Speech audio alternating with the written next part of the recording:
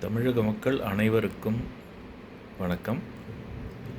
இப்போ நம்ம விஜய் சார் வந்து சிஎம் பதவியை ஏற்றுக்கொண்டார். அண்ட் இப்போ வந்து he is the CM of Tamil Nadu. ரொம்ப சந்தோஷம். ஆனால் அவர் போட்ட முதல் கையெழுத்தே வந்து இப்போ ஒரு பெரிய கேள்விக்குறியாக இருக்குங்கிறது எத்தனை பேருக்கு தெரியும்னு எனக்கு தெரியல.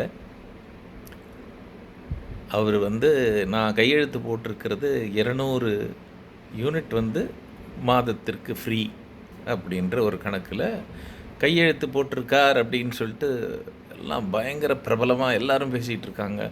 சார் வந்தார், மேடையை விட்டு இறங்குறதுக்கு முன்னாடி பதவி ஏற்ற உடனே 200 யூனிட் ஃப்ரீயாக கொடுத்துட்டாரு அப்படின்னு எல்லாரும் சந்தோஷப்பட்டோம். நானும் சந்தோஷப்பட்டேன். அது எதிர்பார்க்கலை, நமக்கு தேவையில்லை, கடவுள் கொடுத்துருக்கிறாரு, நம்மளுக்கு அவசியம் இல்லை. இருந்தாலும் பல ஏழை மக்களுக்கு நல்லது நடக்குமே, நடுத்தர மக்களுக்கு நல்லது நடக்குமே அப்படின்னு நினச்சேன். ஆனால் ஆரம்பத்திலேயே ஆக்ஷன் ஸ்டார்ட் பண்ணிட்டார் அப்படின்னு நினைக்கிறேன், தெரியல எனக்கு.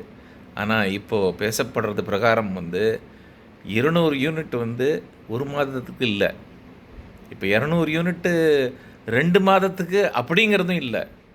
கணக்கு எப்படின்னா, உங்கள் 2 மாதத்துக்கு ஒரு தடவை வரக்கூடிய பில்லு 500 யூனிட்டுக்கு மேலே போச்சுன்னா 1 யூனிட் கூட உங்களுக்கு ஃப்ரீ கிடையாது. அதாவது உங்கள் வீட்டில் வாஷிங் மிஷினு, உங்கள் வீட்டில் ஏசி, உங்கள் வீட்டில் ஃப்ரிட்ஜு, என்ன இதெல்லாம் இருந்ததுன்னா, இந்த உபகரணங்கள்லாம் இருந்ததுன்னா ஒரு சராசரி வீட்டில் வந்து குறைஞ்சது ஒரு 2000 3000 பில்லு வரும்.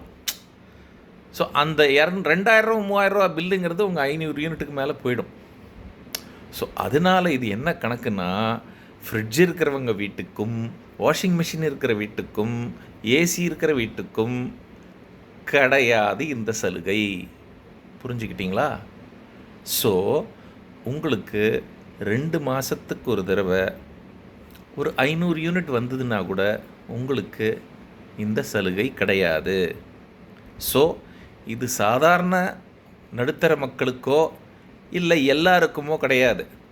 இது வந்து யார் வீட்டில் ஏசி, ஃப்ரிட்ஜு, டிவி, அதுக்கப்புறமா வந்து இன்னும் இந்த இதர விஷயங்கள்லாம் இல்லையோ அவங்களுக்கு மட்டும்தான் இந்த சலுகை. ஓகேயா? ஸோ நம்பர் 1 கன் கிளியர். ஓகேயா? அடுத்தது என்ன வருதுங்கிறத பார்ப்போம்.